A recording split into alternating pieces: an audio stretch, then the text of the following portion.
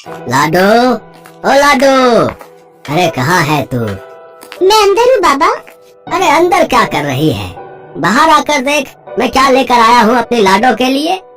मैं पढ़ाई कर रही थी बाबा। अब ये तो जलेबी है। अरे वाह बाबा, क्या बात है, आज बड़े खुश लग रहे हो आप। अरे वो धान का पैसा आ गया ना, अब तेरी फीस भी दे दूंगा कल। नथुराम एक छोटा किसान था। वो अपनी बेटी प्रतिमा के साथ एक छोटी सी झोपड़ी में रहता था।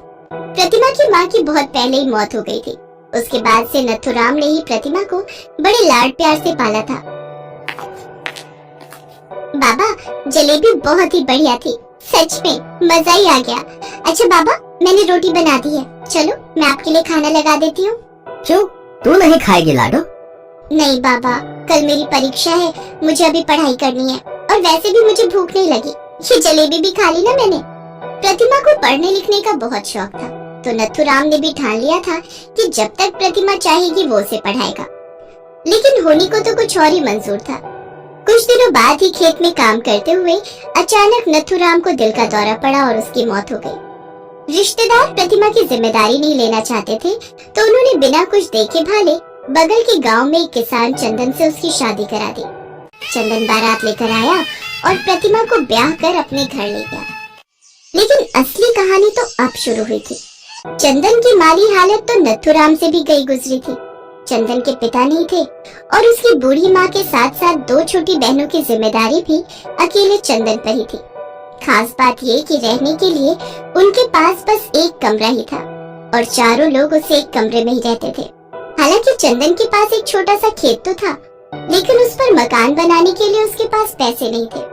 और ये सब कुछ चंदन ने खुद प्रतिमा को शादी के बाद बता दिया। प्रतिमा, ये मेरी माँ है और ये मेरी बहनें कुसुम और लता। हम बहुत गरीब हैं, हम चारों इसी कमरे में रहते हैं और तुम्हारे लिए अलग से कमरा बनवा सकूं, इतने पैसे भी नहीं है मेरे पास। कोई बात नहीं है जी, पति का घर औरत के लिए स्वर्ग होता है, फिर चाहे वो कैसा भी हो। जैसे आप चारों रहते हैं वैसे ही मैं भी यहाँ रह लूंगी। मैं जानता हूँ कि तुम्हें परेशानी तो होगी, लेकिन मैं कोशिश करूँगा कि कुछ पैसे जोड़कर जल्दी ही अलग कमरा बनवा सकूं। वो एक छोटा सा कमरा ही प्रतिमा के लिए उसका ससुराल था। शुरुआत में तो 1-2 हफ्ते प्रतिमा को बहुत दिक्कत हुई, लेकिन उसने किसी से कोई शिकायत नहीं की और फिर धीरे धीरे उसे आदत हो गई। फिर एक दिन, प्रतिमा, मुझे तुमसे एक बात करनी थी। हाँ कहिए ना, क्या बात है? देखो प्रतिमा, मैं जानता हूँ कि तुम बहुत अच्छी हो, मुझसे कभी कुछ नहीं कहोगी, पर मैं ये भी समझता हूँ कि वाकई तुम्हें कमरे में दिक्कत तो हो ही रही होगी। हमारी नई शादी हुई है और एक ही कमरा होने की वजह से हम दोनों एक दूसरे को ज्यादा वक्त भी नहीं दे पाते हैं। लेकिन अलग कमरा बनवाने के लिए मेरे पास पैसे नहीं है, तो मैं सोच रहा हूँ कि क्यों ना मैं शहर चला जाऊँ, वहाँ जाकर अच्छी कमाई होगी तो अलग कमरा जल्दी बनवा सकूंगा। ये आप क्या कह रहे हैं? नहीं, मैं खुश हूँ, सच में मुझे कोई परेशानी नहीं है। आप मत जाइए मुझे और अपने परिवार को छोड़कर। मैं जो बोल रहा हूँ बहुत सोच समझ कर बोल रहा हूँ प्रतिमा। यहाँ गांव में अब कुछ नहीं रखा, मैं शहर जाकर फैक्ट्री में काम करूँगा तो अच्छा पैसा भी मिलेगा और यहाँ मेरे ना होने से थोड़ी जगह भी मिल जाएगी तुम सबको। पर आपके बिना। जानता हूँ कि कुछ सालों के लिए हम दोनों को दूर रहना पड़ेगा, लेकिन जब मैं वापस आऊंगा तो सब ठीक कर दूंगा, विश्वास करो मेरा। वैसे भी प्रतिमा, कुछ पाने के लिए कुछ तो खोना ही पड़ता है ना। चंदन फैसला कर चुका था। प्रतिमा को बुरा तो लग रहा था, लेकिन वो भी जानती थी कि चंदन ठीक कह रहा है, इसीलिए उसने चंदन को नहीं रोका। चंदन अपना सामान लेकर शहर चला गया। चंदन हर महीने घर के लिए पैसे भेजता था, पर वो पैसे घर की जरूरतों के हिसाब से कम ही पड़ जाते थे। फिर एक दिन, अरे लता, क्या हुआ तुम्हें? क्यों रो रही हो? भाभी, हम इतने गरीब क्यों हैं?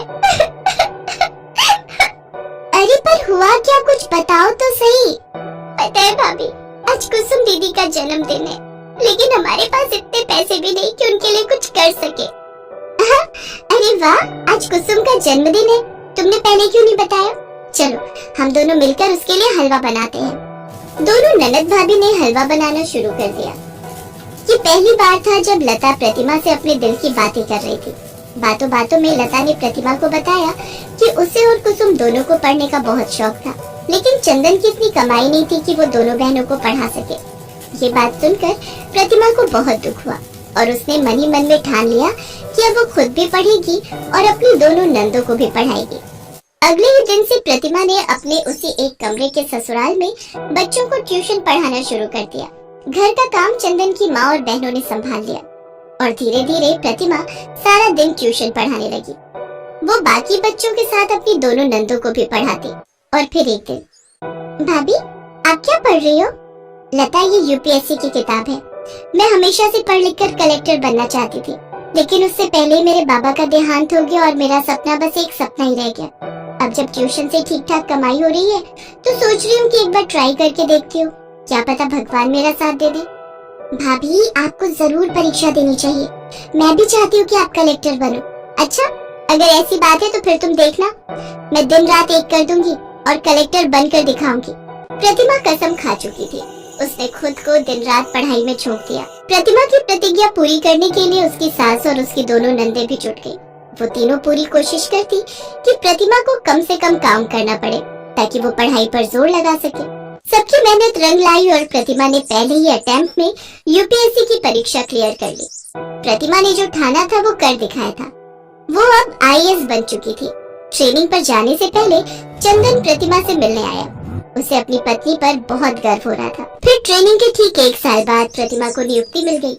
उसे रहने के लिए एक शानदार बंगला मिला। प्रतिमा उस बंगले में अपने पूरे परिवार के साथ रहने आई। डिप्टी कलेक्टर साहिबा, जरा सुनिए। जी कहिए। भाई, अब मैं शहर में मजदूरी नहीं करूँगा। डिप्टी कलेक्टर का पति मजदूरी करता अच्छा थोड़ी लगेगा।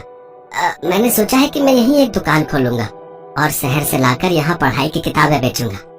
बहुत अच्छा आइडिया है जी। प्रतिमा और चंदन बात कर ही रहे थे कि तभी कुसुम और लता उनके पास आई और बोले, भाभी आपने अपनी मेहनत से वो करके दिखाया जो सोचा था और अब हमारी बारी है।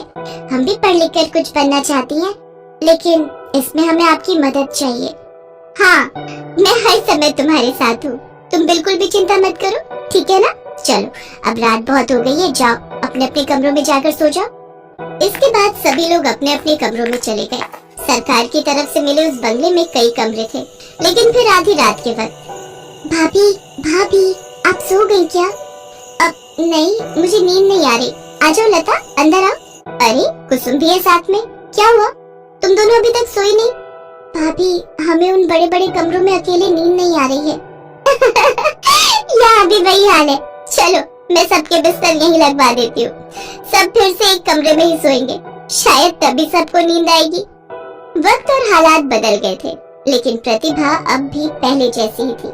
शानदार बंगले में रहने के बावजूद अब भी प्रतिमा को अपना एक कमरे का ससुराल ही भाता था।